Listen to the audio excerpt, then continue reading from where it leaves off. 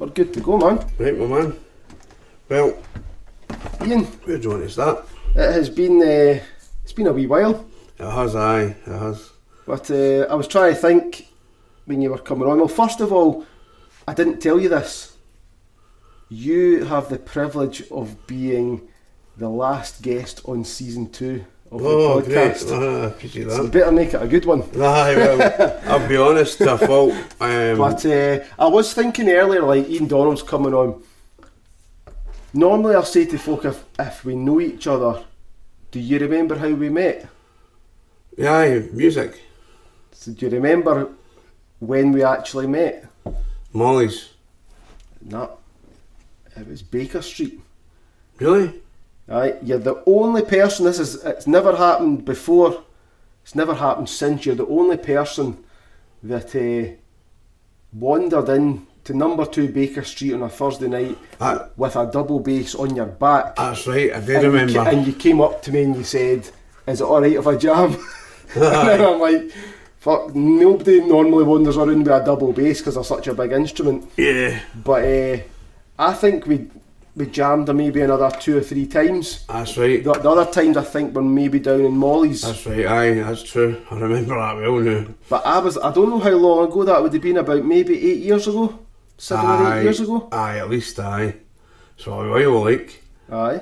But it was a great gig. And then of course, as we mentioned just before we started recording, that we played that famous gig down in Molly's, you, me and Liam McGrandles. Aye. And in walks the old fella from Braveheart. That's right, aye, your man. And of all the times he could come in, the 3 of us are there jamming. And I always remember because James, the old fella from Braveheart, he comes up to me and he says, would you mind playing Caledonia? That's right. And I was like, aye, that's fine, no bother. And he's standing there and we're playing it. And he starts tearing up. Greeting eyes. And I'm thinking to myself, we're either playing this fucking amazing or we're playing this really badly. We're making an arse of it, aye, we're making an arse of it. But I think we were playing good, and he was such a nice guy. I just remember he was in the pub for a good half hour and he did not get 20 seconds to himself. He was getting pestered and you know what? He took a selfie with every person, he signed everything. Absolute gentleman there, man, eh? But it's never happened since either. No, I know. Those wee gems in life that I'm just, so glad just we had happened. there were a couple of pictures taken of the 3 of us with him. That was a great memory. I mean, Liam's so busy now that I hardly got a chance to talk to him as well. Like, folk just, life just keeps moving. I hardly speak to Liam much these days. Obviously I've still got him on social media, I still know what he's up to, but I think he's probably went more down the football path, and most of his music's kind of tapered for in that. relation to that. Right. I don't know if he still does as many pub gigs. I might be wrong, but aye. But I mean, phenomenal talent, eh? For years and years we jammed together, and the stories we could tell, it's just, but that's a great wee story. Like, aye, that was fun. No many times you're playing a gig and somebody from Braveheart walks in and I can't remember a song. I can't actually remember the last time I was on somebody else's podcast. It's been a while, so it's quite a pleasure to kind of be here. Well, it's been a bit of a rough year, to be honest. Like, we've kind of had to put things on hold because of Fiona's health. And so your other half's Fiona. I know Fiona, I think before yous were a couple, because she is the radio presenter for Dunoon Radio. Yeah. And she was nice enough a couple of years back, maybe during lockdown, sort of around lockdown time, she was nice enough to play a couple of my songs on a radio station. I can't remember if I don't think I spoke to her. I think I'd sent over like a thing and she read, possibly, she read it all out. possibly, yeah. Obviously I've met her since then because I bumped into you when you came into a gig and that once. Aye, she's a phenomenal presenter. She puts a lot of work in. This year's been tough for her, man. Like, I can't, like it's created a shift in me as well. Like, I mean, like, because she's been struggling with poor health and poor mental health and whatnot, and everything's kind of ground to a halt. I mean, she's still trying to do a degree and everything, you know. Yeah. Kids and all that as well. She does all the mothering, like, you know what I mean? She does all the parenting. Yeah. I'm like, I've got the best dad job in the world, like, yeah. I only get the good bits, eh? Yeah. But, like, it made me kind of give myself a shake and start working on my health and, like, eating better and, do you know what I mean? Drinking less and all that kind of thing, eh? Yep. Hence I hope that's water. No, it's man. I like, honestly, folk will not believe this, right? But I'm a changed man. Like, honestly, like, I've only ever had a problem. I mean, I've not stopped drinking. I mean, I've stopped drinking pints. You know, I've stopped drinking regularly. Aye. Do you know what I mean? I think I got to a stage. Wait, I'm in my 40s now. Eh? I got to a stage early 30s where it was like no more doubles and no more shots. And sticking to that rule, I'm pretty much cool. But see, when you start with that, it's just like there's no need for it. The older you get, as you know, the harder the hangovers are as well. Well, do you know what it is with me? I'll be honest. Like, I've only ever not been pleasant around my missus and that when I've been drunk, right? Yeah. I've only ever been not pleasant if alcohol's been involved, right? So there's that. But, like, both my parents died before they were 60. Mm-hmm. You know what I mean? And really close together. Yeah. And Fiona had sort of kind of said, you know, like, you need to look after your health and that, you didn't want to be. And she's right, you know, like, I didn't want that for her and the bairns. Do you know what I mean? To be another kind of, you know, an early death. So, I mean, I like health is something that I've only just really started to pay attention to. Yeah, yeah. You know what I mean? Like, you know, my bad habits were perpetual, so... That's good. That's good that you've recognised it. Aye. And you've decided to make a change for the better. Aye, I feel so much better. I really do. And, I mean, Fiona, I don't know if you know this or no, but Fiona is actually an incredible writer as well. Mm-hmm. And so my debut single was the Noon Boat song. Yep. Right, and it done really well. The video was great. I got a great videographer. The artwork was perfect. You know, looking through the ferry window. Yep. You know, everything about that. I remember the video. Recorded it in time with the water. Yep. You know, everything about that was like perfect. Yep. It's all about, me meeting my family for the first time and the tension on the boat trip. I'm not getting into the personal story, but and that tension, you know, on the boat, and everybody loved it, but everybody was like, you know, it really needs lyrics, eh? Mm-hmm. You know, that would be really good with lyrics. So I thought about it for a while. I said to Fiona, I said, you know, that would be really good if that had lyrics, eh? She went out for a walk, came up with something, inspired, and wrote it in one walk, and it's perfect. It's lyrically perfect. It's funny though. I don't know what it's like for yourself, but for me, there's some songs just come along straight away. You know, there's not much effort goes into it, and that can be for the lyrics as well. Yeah. And then there's other ones where I've got to work on them, and it's not that they're any better or any worse than the other ones, but you sometimes wish if it was just as easy songwriting as those easy ones that just come out of nowhere. Yeah. You know, if it was that easy all the time. I always laugh because is it Scott Ashworth?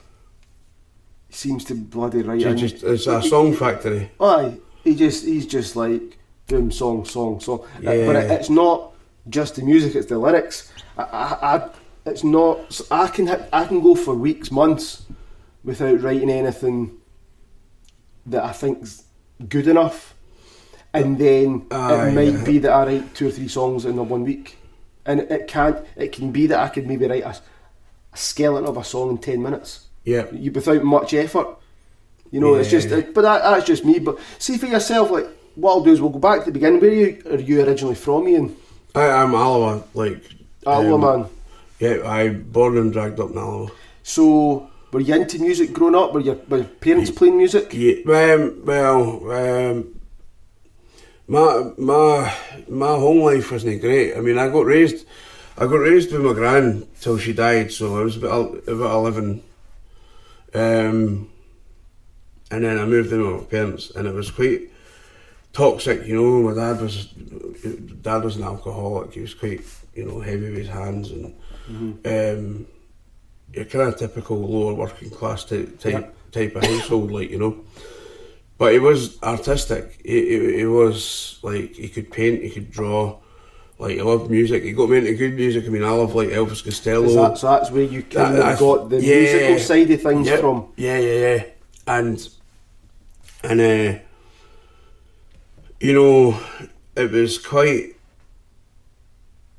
late on in, like, I mean, like, it's only recently that I realised, as much as I had a horrible relationship with him, I do have some kind of subconscious gift to thank him for. Do you know what I mean? I sing songs for him now when I'm gigging, you know, in that honour. You know, like, you maybe wasn't the best dad, but I mean, I do realise that what I'm doing now came for you, you know? So, there's that. And, like, I don't know, like, see, the first time, I mean, I remember when I was a kid, like, jumping about pretending to play the bass, you know, like, before I even had an instrument. Yep. There was something about that just, you know, I worked out where that job is in the band. What was the bass? Because I know you play several different instruments, but was the bass the first one that you started to learn? Yeah, I mean, why was it the bass and not the guitar, or, you know? The feeling. I mean, that's why I play the blues. It's like that feeling it gives you, like, you can. And has it always been blues music as well? Because, you know, it's. You ask most people our age, what music do you like? It's always the, you know, rock music, indie music, rap music. You know, blues is one of the ones that it's not as popular. I mean, it's obviously, of course, it's still extremely popular across the world, but it's not the first one that's mentioned, especially with younger people. So, was it always blues for you? No, funnily enough, when I was a kid, when I was learning to play the bass, I wanted to play songs that had some feeling to them. Yep. So I listened to a lot of James Brown, Sly and the Family Stone, the Red Hot Chili Peppers. Can you funk? Like Fish, all blues influenced music, but you know, it was that kind of stuff that required you to be busy on the bass, and it wasn't, you know, it was exciting to play. It was exciting to play, you know. Yeah. And then I've become obsessed with, like, all these techniques. Are you learning by yourself, by ear, or is it someone teaching you? No, this is just me sitting in my room, like, 8 hours a day, just practicing. Like, when I'm not at school, I'm practicing. So is this you when you're a teenager? I mean, I was playing in bands, like pub circuit bands at 15. Like, gigging, right? Yep. Do you know what I mean? Right. Like, I can play that instrument in my sleep. I can play it in my lap, you know, blindfolded. But I don't know, like, after playing in a few bands, I matured, realising that I was a bit too busy, and, do you know, the rest of it. Life gets in the way a wee bit as well. No, I just mean as a player, like, I played too much, and I had a lot of maturing today, you know, as a musician. You know, maybe just try to find the right set of musicians to jam with? Sometimes, but honestly, sometimes it was me. Because I was, like, you know,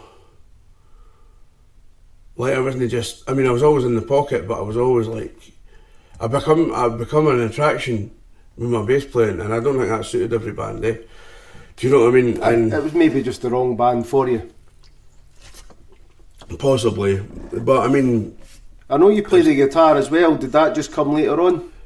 Because you're a good guitarist. Well, I don't know. Like,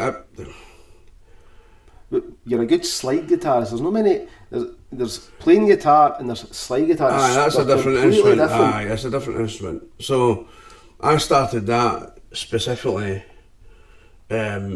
because I wasn't always a singer, and I wanted to have a voice. Yep. And then slide guitar is like the closest thing to a human voice. You know, like every slide player has got their own vibrato. Do you know what I mean? Their own attack. And like if I listen to a slide player now, I could tell you who it was. Do you know what I mean? Like I could tell you that's Sonny Landreth or that's Derek Trucks or you know, it's that unique. So when I started doing that, I just like everything I do, I just got obsessed with it, man. I just like I wanted to be the best at it, you know. So who were the guys then that you were looking up to back then, or maybe even still just now? Really the old folk. I mean, like the really old folk, like Bucka White, Sunhouse. There's so many, like Fred McDowell, Ry Cooder, Sonny Landreth, Derek Trucks. Yeah. Everybody who played with a slide to any noticeable value. And what about your? Because I know you obviously do singing now. Did that come a lot later on for yourself? Because well, I played in a couple of outfits with like the band Blind Lemon Gators with Greg Taylor. That kind of run its course. These just local bands. Yeah. That kind of run its course. I had another week kind of thing. That kind of run its course. And again, it was my missus, you know, she said, look, you keep playing with all these people and they've all got like their own music page as well as the band page. Yeah. So like you're never credited for like what you're bringing to the table. And you're contributing your part to this. You know, like I'm grafting, and I was doing a lot of this stuff, you know, the social media and you know, all that stuff. So she encouraged me to get the Gator up, you know. Was this around lockdown? Aye. Because I think we're kind of similar in the sense that for years and years, I was always playing in a band. So there was another 3 guys or 4 guys that you're playing with, and then for 7 or 8 years, playing as a duo in the pub, doing lead guitar and a bit of backing singing, and it wasn't until lockdown, or well, probably actually just before that, I started to kind of fall out of playing gigs and that. I wasn't playing very many. Then lockdown hit, whole world shuts down. Yep. And for years I'd been recording in my man cave, doing my own songs and doing the main vocals, but was never confident enough to do it in the pub. And then obviously the beauty of lockdown was everybody for that period of time started to do Facebook Live because you couldn't do anything else. So it was that thing where I'm like, well, I'm not saying I'm better than everybody, but I certainly don't think I'm any worse than anybody. Aye. So that's when I was like, I'm going to switch over to rhythm guitar and vocals. And start learning. And it was basically during lockdown that I learned all the rhythm and vocals. Well, and then I've been gigging ever since. It's funny, like at the end of lockdown, when I couldn't see Fiona, because obviously, you know, that kind of stopped us seeing each other. But what we would do, like, she suffered a bit of insomnia, and I would like be obsessed with like trying to improve myself. So like at night, I'd be sitting like recording a song on my phone and sending it to her, singing it to her. Do you know what I mean? It sounds romantic, but I mean it's like it was a big out of my comfort zone, like and she'd be like that, you know, I had good whatever. But recently she said, you know, like what a difference, you know. I went for vocal lessons, I studied all the singers in my range, like I wanted to do it, you know. So you have actually had vocal lessons? Aye, I went for singing lessons. I did. How was that? Just because I sing, but I've never ever been to a vocal expert. So you know that thing where you're like, am I doing it right? Am I doing it wrong? I don't know. If someone was to sit and listen to me, I don't know what they would critique. What was it like for you then, sitting down with someone who actually knows what they're talking about? It was wonderful, to be honest. She was this just a local person? Yeah, I forget her name now. That's terrible. And how did you find her? Was it just online or suggested? Google, aye. Right, okay. She was phenomenal. she made you feel great, like nice and relaxed, and the first thing she asked was, what do you want to achieve, which was amazing. Mm-hmm. And then so what was your answer to that then? I want to be self-sufficient. I want to be self-sufficient and have a bit more confidence in myself. Mm-hmm. And it's quite a rewarding story, this, actually, because I was so nervous walking there, right? Walking through Kings Park, like on the walk, and the guts are going, you know. Yeah.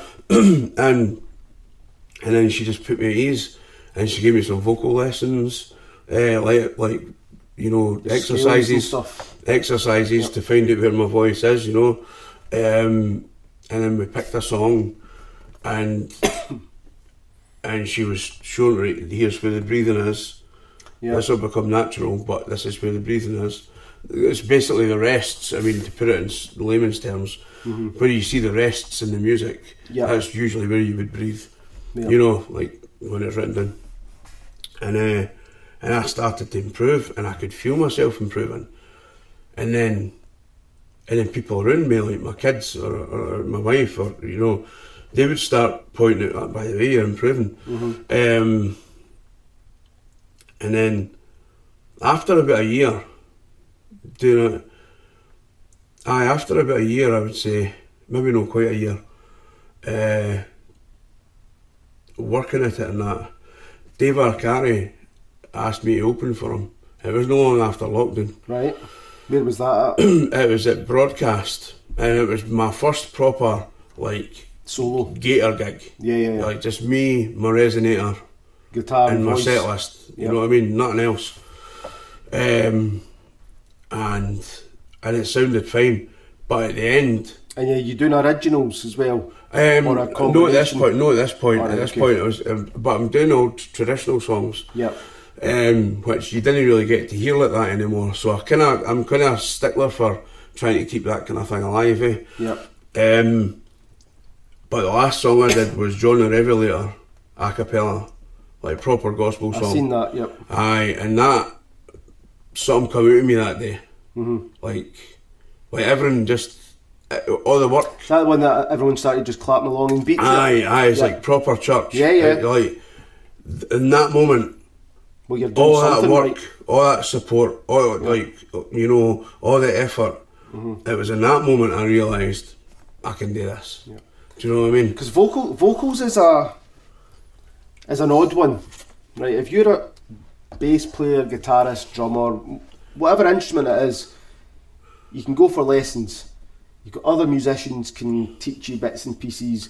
You can practice. You get better as you practice. You get shown other things and bits and pieces like that.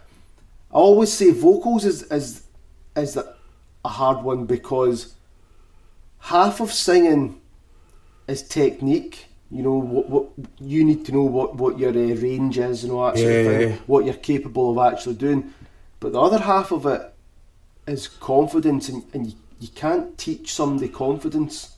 And I think it's one of those things that sometimes it holds people back, because the only way to do it, I suppose, is just to get out there, give it a go, and to keep at it. But the other thing is you've got to be able to hear. So, like, if I record something, I can listen to it back, thankfully, with a clear ear, and go, that's sounding pretty good. Yeah. That's sounding awful. Yeah. You need to do this, you need to do that. Some people, I don't think they listen to themselves. That's right. I mean, another like reward. I mean, I know I seem to be talking about it a lot, but because she's been a massive influence on any success I've kind of had, you know. Mm-hmm. But that was another thing that we went through too. Like like Fiona she's got a beautiful voice, right? But she had a singing phobia. But she's done a wee bit of singing. That's right. She got past it. She got past it. Same, went for lessons. I mean, there was a point where she would go to singing, none would come out. Just sheer fear. Which seems crazy, because I know that she does the radio show, and she sounds so confident She's wonderful. She's got a great voice. Yeah. She's got a good speaking voice. Yep, she's got a lovely etiquette and at the age. I mean, so you would automatically think, well, she sounds confident doing that. You would think that would automatically transfer over to singing, but it's a whole other game. It really is, but I mean, when we fixed that now, I mean, and I mean, like I say, this new single, she's written it is basically the same. It's the same story as the Noon Boat song. Yep. But she's added this magical, kind of mystical fate element, and it's got both parts, you know, a bit for me and a bit for her to sing. It's wonderfully written. I can't wait to get it out to the world. I mean, I think you're right though. I mean, it's horses for courses as well. You know, I mean, there's a lot of great singers who sound terrible singing at blues. Mm-hmm. Do you know what I mean? Yeah. Because they lack authenticity. But it's funny as well, I can remember, so when I first started started actually singing, I would be jamming in here, and I would maybe get to like an hour and 15 minutes, my voice was going. Yeah. The reason it was going was I wasn't doing it correctly. You then go you start playing in the pubs, and you're expected to play for 3 hours, 2.5 if you're taking a couple of breaks, and it's a long time to sing. Yeah. But I go and do it now, and it's almost like I go into autopilot. You know, I know what my voice is capable of doing. But the other thing is, and a lot of people forget this, if the person at the back of the pub can't hear you, there's something wrong with your PA. Right. It's not that you've got to start singing louder into the microphone. The job of the microphone is to reach the people at the back with the PA. Yeah. All you need to do is sing, and it's all these wee tricks that you probably don't even think about it when you first start out. I think there's a lot... Trial and error, probably. There's a lot of stuff that... there's a lot of stuff that you're not taught. Yeah. Do you know what I mean? Like, gigging for me is sometimes a great experience. Sometimes it's a job, and I think that this is going to sound mad, but when you think about it, it's true. Mm-hmm. See in the moments that you feel like it's a job, your voice will struggle more. Yeah. Because of the tension and the. Do you know what I mean? Like I've seen you're not as relaxed about being there. I've seen you doing a similar gig. You know, I'm playing pretty much the same songs, got the same setup. If the pub's dead, or you're not feeling it that night, I mean, that can be a long 3 hours. You go another night, and for whatever reason your guitar's just sounding great. You know, you don't think you've done anything different. Yeah. But you give me anything to sing it, I can sing it. Yep. You've got a crowd that's there, they're on your side singing. That could be the easiest gig in the world. But that's the risk you take when you're doing the types of gigs that we do as well. Yeah, I think I didn't gig as often as a lot of the other guys in the circuit. Even though I was as popular, the reason I don't is because I kind of stick to my guns with the blues, Yeah. And it's no for everybody. Mm-hmm. It's no for every venue. So, and that is what it is. Like, you know, I mean, it's a nice niche. The venues that I play are very accepting, and they want me back every month or every couple of months, and I do well from the gigs I have. Yep. But I'm awful dubious about where I go for more, you know.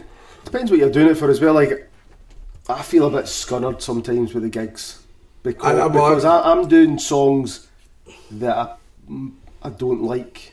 Like I wouldn't choose to do these songs. I'm doing songs to entertain, just the bog standard pub punter. Aye. And you know what it's like if you're doing them gigs regularly. 3/4 of your set list, it's the same sort of stuff, and you've got that quarter that you can chop and change, and depending on maybe who's in or what you fancy doing that night. But I mean, there's only so many times you can play a certain song before you become a bit bored with it. But also, there's playing gigs and then there's having a second job. Yeah. When you start doing it and it's just about the money, it's a job. Yep. You know, but if you had to choose between, for the rest of your days, doing gigs, playing gigs, or writing and recording only, which one would you choose? Well, I would like to think that one would lead to the gigs I want. Can't do it though, I'm asking the question. You can only play live gigs for the rest of your days, or write and record for the rest of your days. Which one, if you had to pick one? Do they both pay? Aye. I'd probably go with writing and recording. It's funny, I asked different people this. There isn't a right or a wrong answer. Most people, I think, say live. They would do it live. I think it would. If I could make a living out of just writing and recording for the rest of my days, I'd love to do that. I think it would drive me mad to have a song in my head that I couldn't record. Well, that's the thing I was going to point out as well. Like I study graphic design 2 days a week. I teach guitar 3 days a week. I teach guitar and bass, actually, to be fair. And then trying to gig at the weekend. So I've got a phone full of songs that are all nearly finished. Yep. Do you know what I mean? Aye. Like, they're all nearly finished. Yep. They're all sounding great, but they're not finished. And you didn't have the time to finish them, because then you need to study here, or I want to go and see my family, or do you know you need a whole 2 weeks of nothing but focusing on that, and you've not got it. Yeah, I mean, you need to.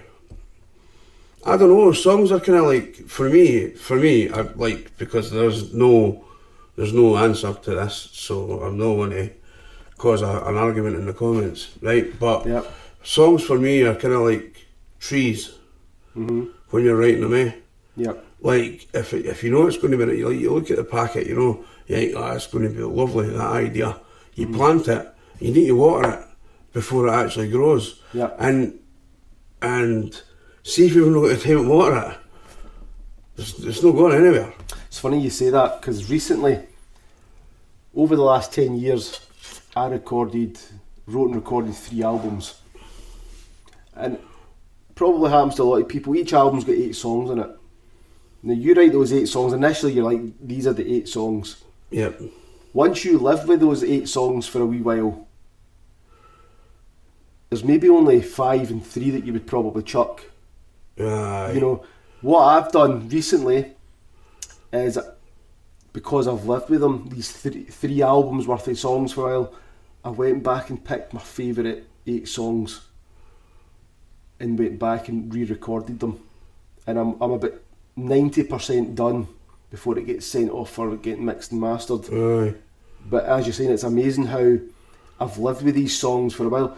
They're not too different from the versions that were out all them years ago, but things change, and you sit and listen to them and you change a wee lyric here and there, and I don't like that guitar part, I wish I'd done it differently this way. And as you say, you live with the songs for a wee while and they will change. But that's the beauty of playing live though, is that you can do whatever you want live. Once it's recorded, it's set in stone, but live you can do whatever. The other thing is as well is when I write a song, like, I generally, it's personal. Right. And I don't know, like, when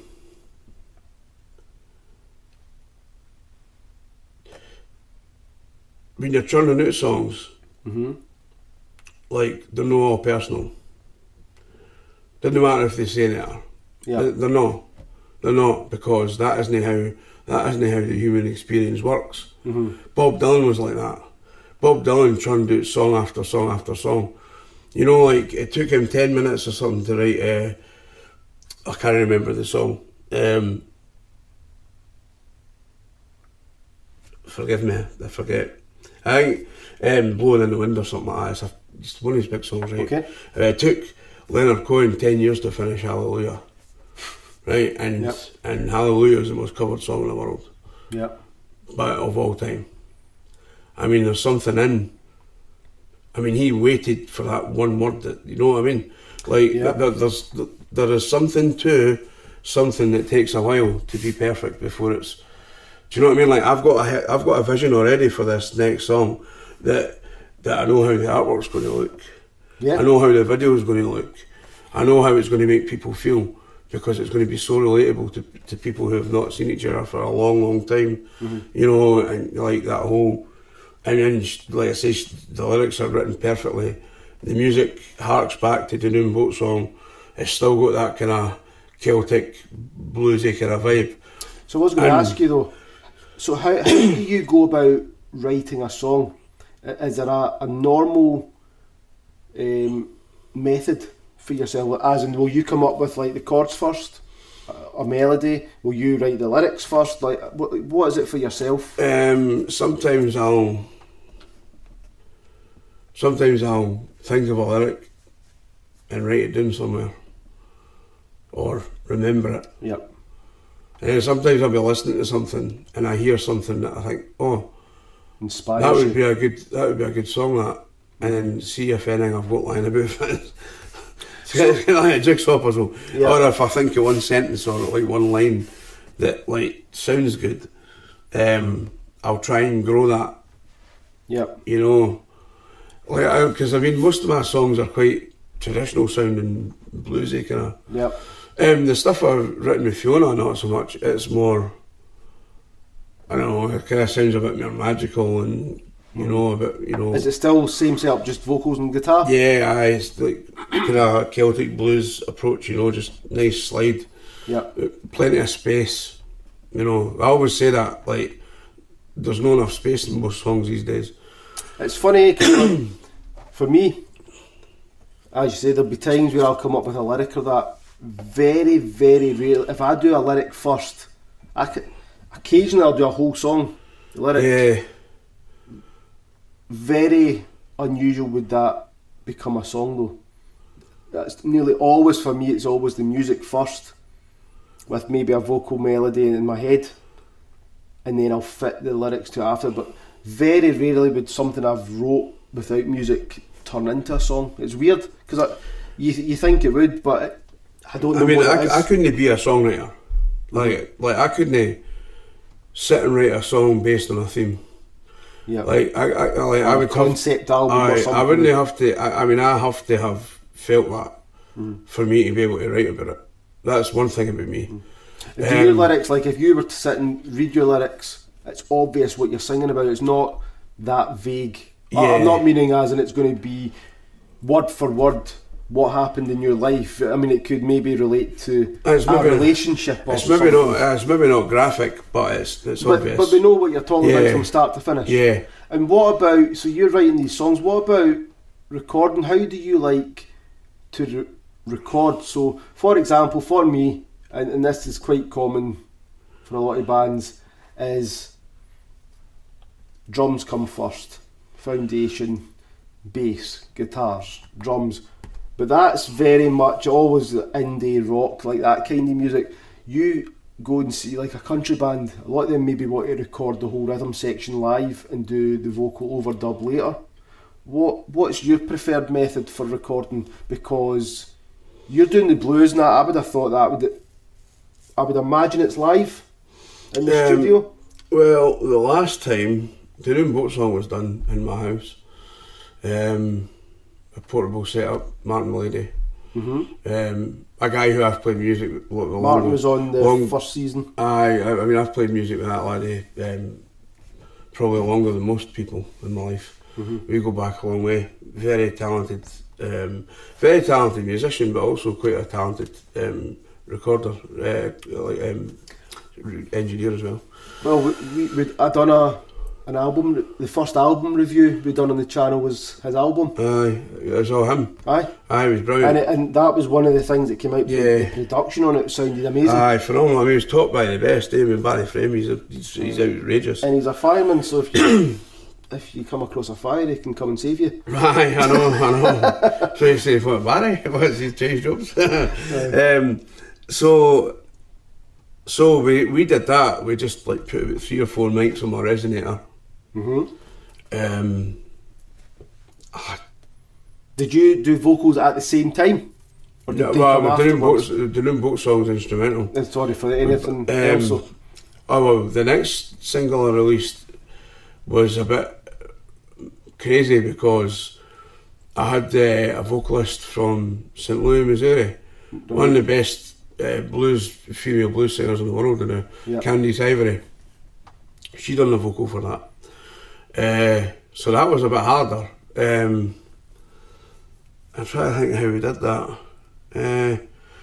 I recorded the guitar part first. And are you recording a click track or anything, or is it just yourself? No, it's the blues. Like you know what I mean. Like I recorded it like. Just because that's the one thing. It's like it's funny. Like people talk about click tracks, and it's like I understand why people want it to be perfect, but it could also be too perfect that it loses the feeling, or there's you kind of got to find that in between.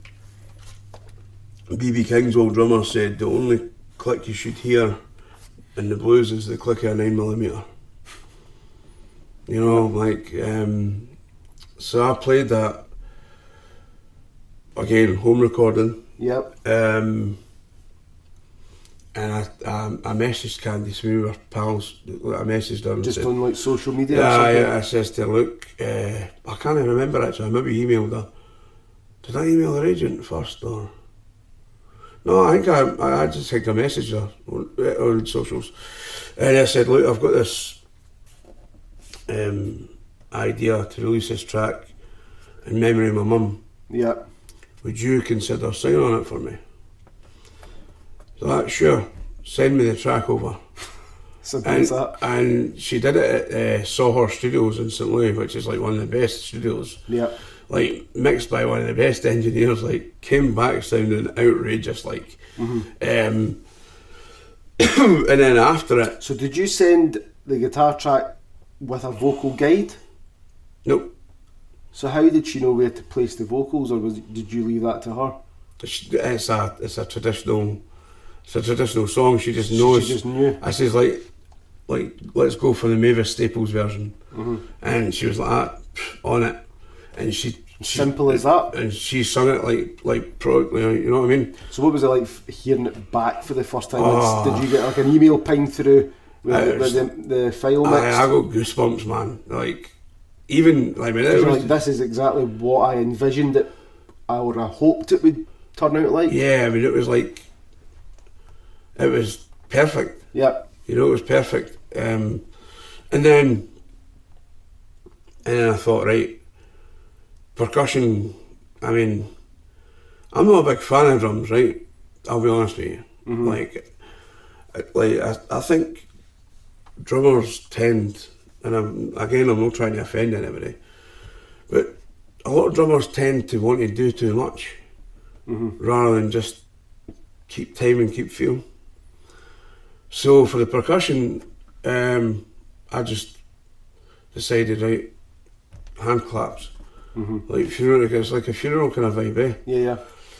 So that was, and we did that after the rest was done. We did that just into a mic. You know, it was perfect. Jobs are good in. Honestly, like it was great. Martin was perfect with it, man. He was so patient as well, because like, you know.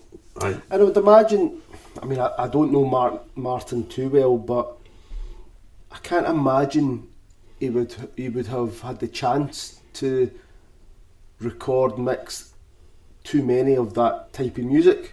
I would imagine if he's doing that, it's mostly I think bands, rock, indie, like that kind of stuff. I mean, I can't speak for how much he gets up to, but I mean, I think that was a kind of novelty, definitely. I heard the song. I never realised it was Martin that did the mixing. Yeah, it was him. Like, and this next one, I'll maybe ask him to do that as well. Because again, it'll be a simple setup and it'll be nice. And so when's that? When you got that planned for? Well, I'm looking to run over it properly in the next 3 or 4 weeks. And once we know, right, that's exactly how it should sound. Yep. You know, because I mean, obviously, I've not seen much of Fiona the past few weeks, But once we get that down and we're like that's how it should sound. And is she going to be singing? Yep, she was singing a part on it. Is she wrote all the lyrics? Yep. But she'll be doing her part of the singing. Yep. Yourself doing another part, like a call and answer. I mean, it was amazing that she actually, like, the way she wrote it, like, in one walk. That's like. She obviously just caught that out there from somewhere, and it's like that it's good that it's going to be then captured. Yeah, I'm sure. Not just forgotten. Sometimes, like, you get gifted stuff for the universe, Aye, it sounds silly, but it's almost like you just. I'm pretty lucky. Like, I've got the right people around me, and that. Like, this year's not been as fruitful as I had wanted. Just unavoidable things, Yep. But I mean, I got an endorsement with a music cable company. Like, I mean, by the way, I need to say this, like, plugging them to death. See if you want, like, cables that will never ever die on you. Yep. And I mean that. Yep. They are amazing. Like, tell me who. Music cable company. Right, music cable company. Honestly, phenomenal. Like, I can't say much. But if you're a gigging musician, that's handy. Well, I used to cheap out on them, right? Mm-hmm. And you end up spending more money than you would have. And then because you've got to replace them. Break halfway through a gig and you're like, shit, you know? Yeah. Like, no, these, like, they're all fucking perfect, honestly. Yeah. So I mean, I was lucky enough, you know, I've got that. I've just got all the support around me that want me to do well, you know. Mm-hmm. A lot of contacts and that through Fiona and her podcast and that. And just, you know, the ball's at my feet now, you know. Well, what you said earlier as well, which I really like, and this is a weird one because you were saying that you've already got it in your head what you see the artwork looking like. I mean, that's important. Right? But for some people in this day and age, is it still important? Because there's a whole generation being brought up now that have never went into a music shop. That, you know, to me, the artwork is almost as important as the music. It helps sell it. Absolutely, it helps to represent it. And you know, with Scott Ashworth, for example, I use his name because he was the last person that done like an album. Aye. Right. He didn't just go and get any picture, right? He had to get the front the cover. He's got to get the inside cover. Has got to kind of link into it. The back cover's got to link it. I mean, it's a package. It's representing this body of work. Aye. And to me, it's super important. But to some people that I've spoke to, depending on either what age they are or depending on what style of music they're doing, some people it's almost like an afterthought, like it's irrelevant almost. Oh, well, I'll tell you. But for me, I find it still really, really important. Almost everybody, I'll bet you, will call me stupid for this. For doing the recording last. Mm-hmm. Right? But I have the artwork in mind. Yeah. I have the traction, people talking about the song. I have the premise of it. Yeah. I have the EPK written. Yeah. I know who I'm sending it to when it's out. Yep. I've done the groundwork. You know what I mean? And the song's written. Yeah. Just needs recording and mastered. Like. Yeah. And I mean, that might take maybe a month or two to perfect. But you know something? I like that though. But see doing it backwards. Mm-hmm. The singles hit harder. And like, I mean, the artwork for See My Grave Is Kept Clean. I mean, Candice Ivory went all the way to Memphis Minnie's grave. Yep. In the cold and got a top class photographer to take a photo there to give it relevance to this single. So that whole ghosty artwork look. Yep. It makes that single was treated like an album. You would treat an album. Mm-hmm. Same with the new vote song.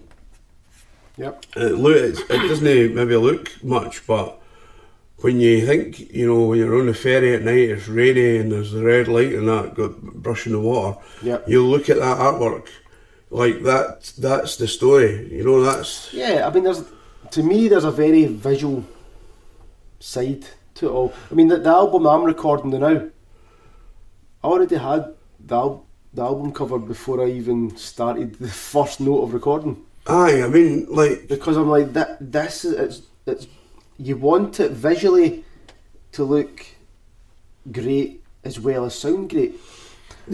A good band to really reference for album art is Iron Maiden. Iron Maiden had this gimmick, Big Eddie. Yeah. And he's on every album cover. Yeah. He comes out comes out of the shows and everything, Yeah. Like, if you're going to pour your heart into writing a song and bare your feelings to somebody, didn't put it in a brown paper bag.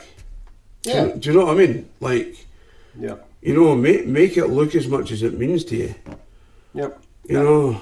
And it sounds silly, but even in this day and age, you're downloading songs, you're streaming songs.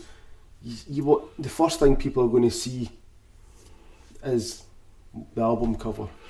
Plus, I tell you, a wee hack for musicians is, see if you put enough work into your artwork, whether it be a single or an album, doesn't matter. They'll sell as prints at gigs, as merch. Yeah, or T-shirts or whatever they'll else sell. you're doing. That's another avenue for your income, which is something that we really need, all of us. Yeah. I mean, like I designed my own logo, and like the t-shirts went, like, I mean, I've run out of t-shirts actually now, but like, if it looks good, if it looks good enough, then people will. It looks cool. Folk will want to wear it. It looks like you've taken the time. It looks like you care about it, so people will approach buying it with, well, that must be worth caring about. I want that. Yeah. So Iain, we've been very technical. All our music chat for any musicians that are watching. So before we finish up, I'm going to ask you some fun questions. Cool, aye. Right. So imagine you could go back in time, anywhere in the world. Big gig, small gig, I'll let you decide. What's the one concert that you wish you could have attended?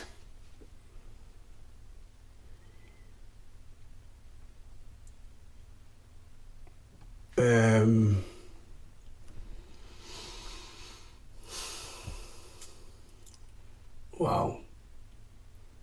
Damn, that's hard. That's why I asked it. So many. Aye, I mean... Is there one that comes to mind? There's one, I can't remember the year exactly, but it was when B.B. King played at a prison. Right, okay. The 60s or 70s? It was 70s, I think, and it goes down as his best gig of all time, like. Yeah. And he just had everything, man. He just had everything. Presence, feeling, like everything about that. It was like, it was like a rally more than a concert. Yeah. I mean, it was like so empowering to watch. And that's just watching it on the telly. So I mean, to be there would have felt different. So you try to tell me it's not going to be this up and coming Oasis reunion? I'm not an Oasis fan, right? Nah, neither am I. I'm not an Oasis fan. I think both brothers are quite arrogant. Yeah. I think they show their fans very little respect. Or anybody. Aye, but I mean their fans especially. I mean, do you know what? I'm going to bitch about something, right? Go for it. And I thought, maybe it's no them to blame, and I didn't mean just Oasis, but it's more relevant with Oasis than most bands because they were meant to be a working class folks band. They came for none. Yeah. You know what I mean? They're supposed to represent same the level little guy, right? Yep. And they allowed their ticket prices to be extortionate, and that can be avoided because your man for the House Martins can still play the hydro and charge 30 or 40 quid a ticket. Do you know what I mean? Yeah. I think that's disgusting. I think it's the same with the Taylor Swift thing, Chris Stapleton, all these folk. It's disgusting that, because I mean, it's like I keep forgetting his name. Is it Paul Heaton? He said, like, if you're present at that conversation, you have an input. You can tell these ticket companies, like, this is the price it needs to be. Do you know what I mean? Yep. I mean, it's still your gig, eh? Yep. So I think that's a bit shit. I think what's really happening now is you're getting the diehard fans that are still skint, putting themselves in trouble just to go and see their favourite band, or you're inviting a bunch of middle class people who only want to be there because it's the end because it's the end thing, yeah. And you're going to have a bunch of fucking stupid Waynes TikToking it for one song, right? And that isn't what they were meant to be about. Yeah, I bought concert tickets yesterday. There's a Scottish band called Pete and Diesel. You heard of them? Aye, my mate played with them, Bugs and McLean. Yep. I got tickets for them. They're playing in January in Glasgow next year. So I've seen them 3-4 times already. I had the drummer on the podcast. Oh, I've seen that actually. That was cool. Their tickets, 30 quid. Aye. Right? I mean, now, they'll come on and they'll play for an hour and a half. Probably the same time that Oasis will play. Pretty much. You're just as good a night. Place will be absolutely packed. Right. Last time I seen them at the Barrowlands, the Barras holds about 2,500, 3,000 people, something like that. aye. They donated all the money from the gig, the t-shirt sales, everything, to whatever the charity was that they're supporting.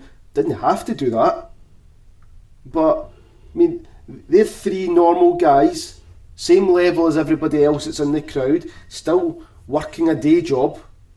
Right? Aye. Want to keep their feet on the ground. Kind of what you were saying there, like with Oasis.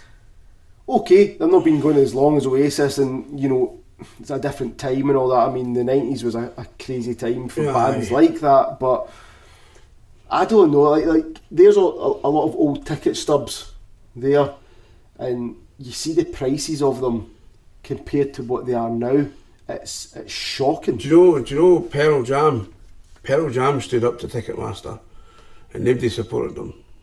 But I mean, I was a big Pearl Jam fan, but they went to Ticketmaster. They took them to court over the prices, and they said that they'd done a tour. They'd done a tour without using Ticketmaster, but they had to cut the tour short because they were playing venues that people couldn't even get to, the places in the middle of nowhere and stuff like that. Aye.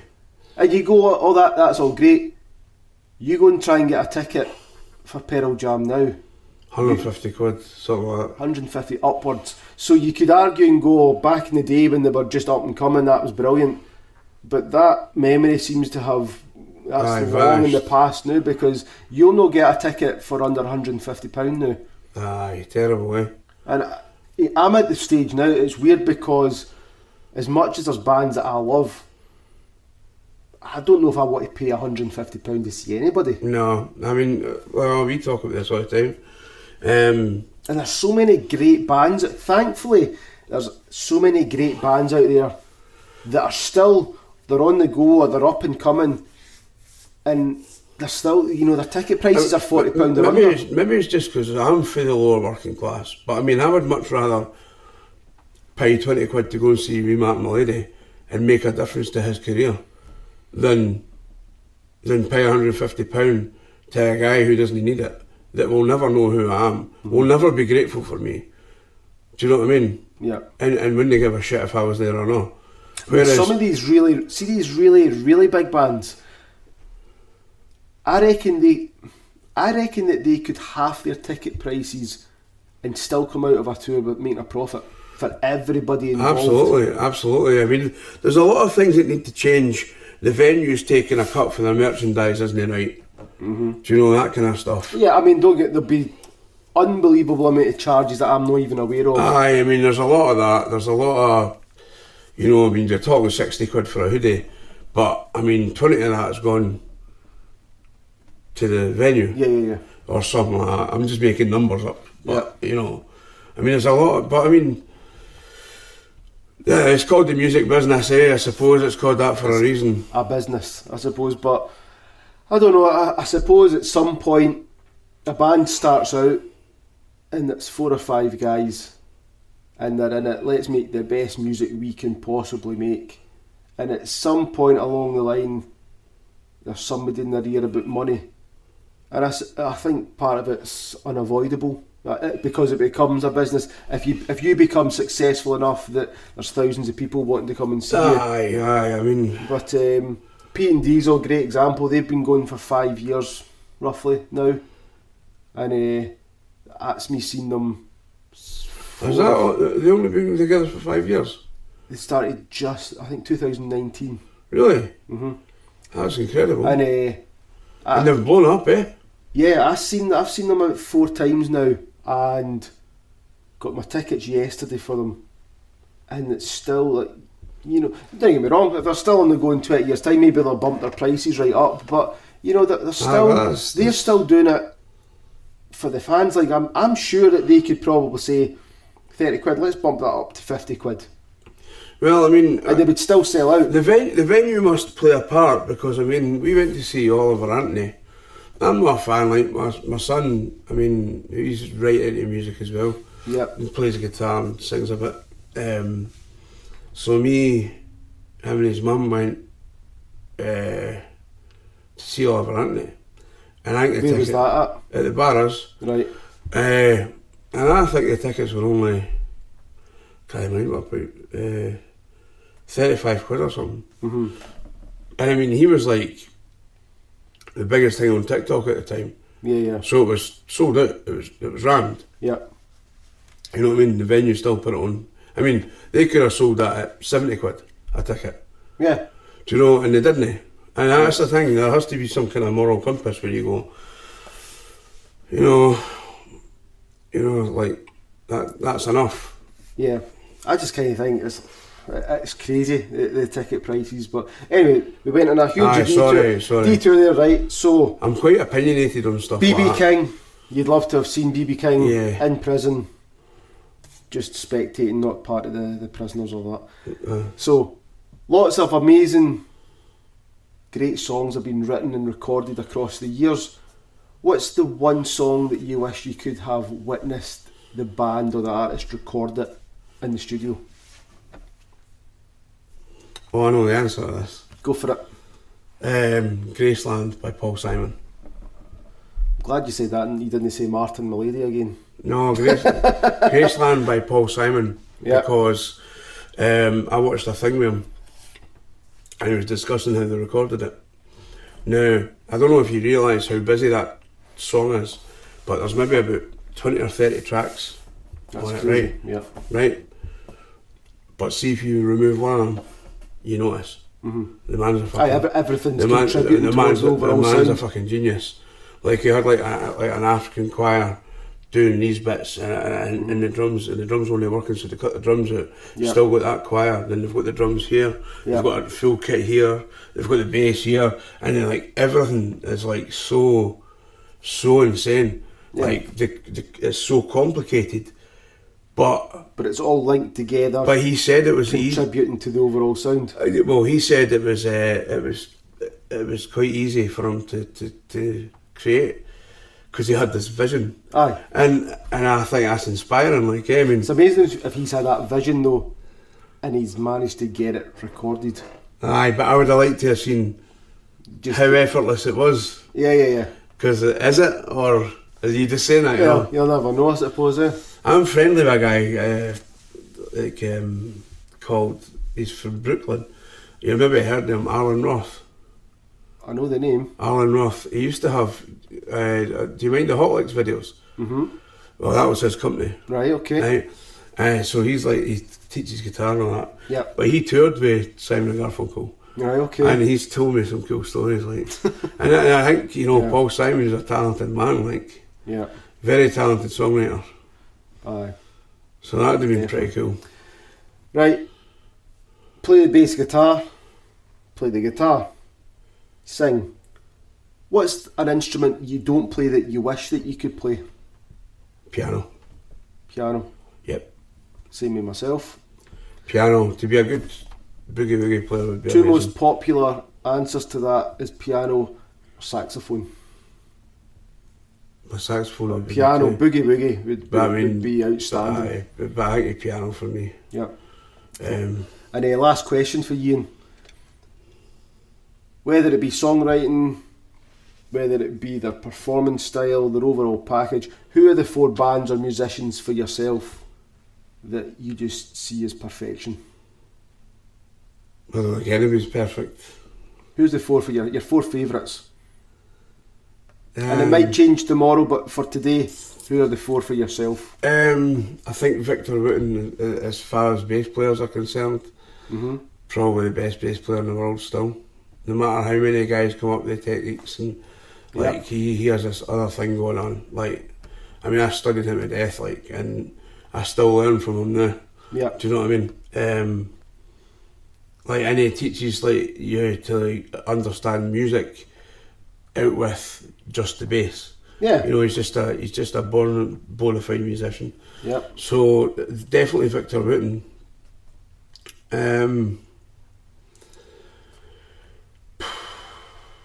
Drummers, probably Neil Peart for Rush. Cool.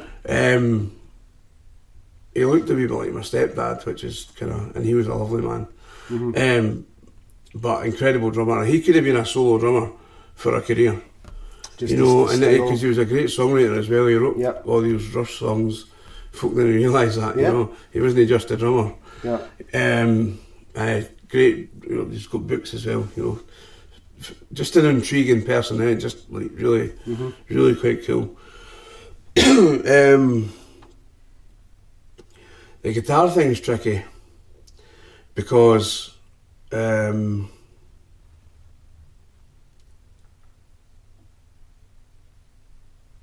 Because like I love so many of the black players, you know, like Ariel Burnside, he's up there, the hill country stuff. Yep. Not immensely technical, but he just had this Just thing. the feel. But then I think, you know, like I love Ry Cooder. I mean, I took a lot of inspiration from him when I was doing that soundtrack for Barry. Right. Okay. You know, like that whole feel. So Ry Cooder would be on there. And I think, didn't need a singer as well? Aye. Up to you, go for it.